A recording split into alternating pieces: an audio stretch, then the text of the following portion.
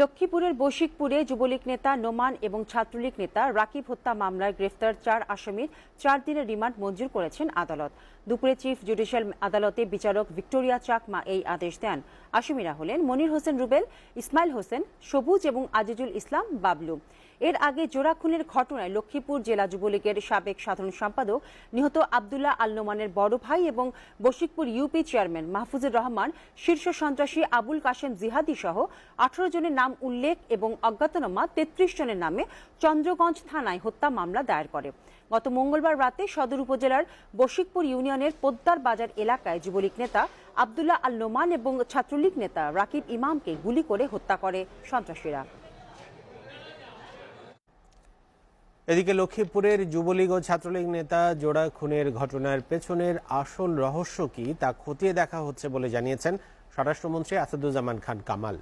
বিকেলে বাংলাদেশ শিল্পকলা একাডেমিতে ঢাকাস্থ পাহাড়ি বিঝু, সাংরাই, বৈশুক, বিশু, বিহু ও সাংক্রানের প্রীতি সম্মেলনী অনুষ্ঠানে সাংবাদিকদের এক প্রশ্নের জবাবে একথা বলেন স্বরাষ্ট্রমন্ত্রী। তিনি বলেন, লক্ষ্মীপুরের হত্যাকাণ্ডের ঘটনায় এরই মধ্যে ৪ জনকে গ্রেপ্তার করা হয়েছে।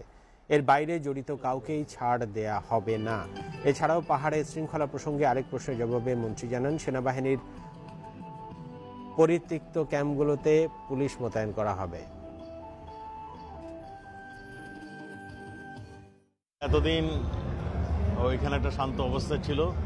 আমরা এই জোড়া খুনটিতে মনে করি যে এইখানে আবারও হয়তো কেউ এখানে আবারও শুরু করার প্রচেষ্টা নিচ্ছে।